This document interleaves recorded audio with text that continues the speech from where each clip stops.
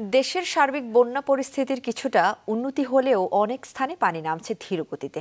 এখনো পানিবন্দী 7 লাখের বেশি পরিবার। প্রত্যন্ত এলাকায় পর্যাপ্ত ত্রাণ সহায়তা না পৌঁছানোয় দুর্ভোগে রয়েছেন মানুষ। ডেস্ক রিপোর্টে বিস্তারিত। নোয়াখালীর বিভিন্ন উঁচু এলাকা থেকে পানি নামতে শুরু করেছে, তবে এখনো পানিবন্দী নিচু এলাকার কয়েক লাখ মানুষ। আশ্রয় কেন্দ্রগুলো থেকে ঘরে ফেরার সংখ্যা বাড়লেও জেলা জুড়ে দেখা দিয়েছে খাদ্য ও বিশুদ্ধ পানির সংকট।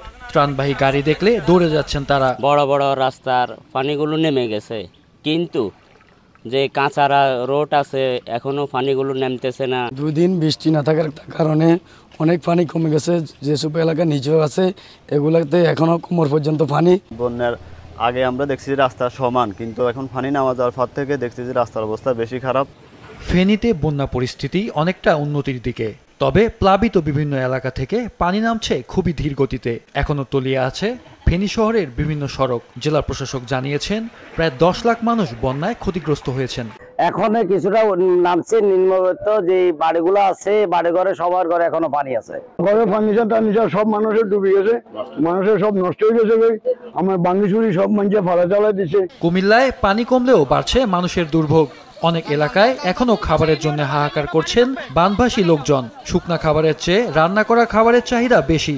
বিষয়টি মাথায় রেখেই এতদিন যারা শুকনো খাবার নিয়ে যাচ্ছিলেন তারা এখন রান্না করা খাবার নিচ্ছেন। এখানে আমরা শুকনো খাবার নিয়ে আসছি, তো ওইখানে ভারী এবং রান্না করা খাবার খুবই দরকার, এবং তাদের রান্না করার জায়গা নাই।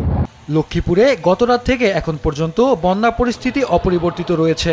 নামছে না প্লাবিত এলাকার পানি, ডুবে আছে বাড়িঘর ও ফসলি জমি। এখনো পানিবন্দী কয়েক লাখ মানুষ। বানভাসীদের জন্য বিভিন্ন সংগঠন ত্রাণ নিয়ে গেলেও সুপেয় পানি ও ঔষধের চাহিদা রয়েছে। বেড়েছে পানিবাহিত বিভিন্ন রোগ। কমে না, 15 দিন আমরা বাইরে এসেছি, বাইরের থেকে আমরা রোডও থাকি আর একটু আমরুতে ঘরবাড়ি আমার ডুবে স্যার। পানি গতকালকে সামান্য একটু কমলো, অনাবাস দিয়ে বাড়তি আমি আমার রোডে কিনে থাকি। খাগড়াছড়িতে দিঘিনালা উপজেলায় বন্যায় ক্ষতিগ্রস্ত কয়েকশো পরিবারের মাঝে ত্রাণ বিতরণ করেছেন খাগড়াছড়ি সেনা রিজিয়নের আওতাধীন দিঘিনালা সেনাজন commander lieutenant colonel Omar Faruk. Mahfuzul Hasan, Maasranga news desk.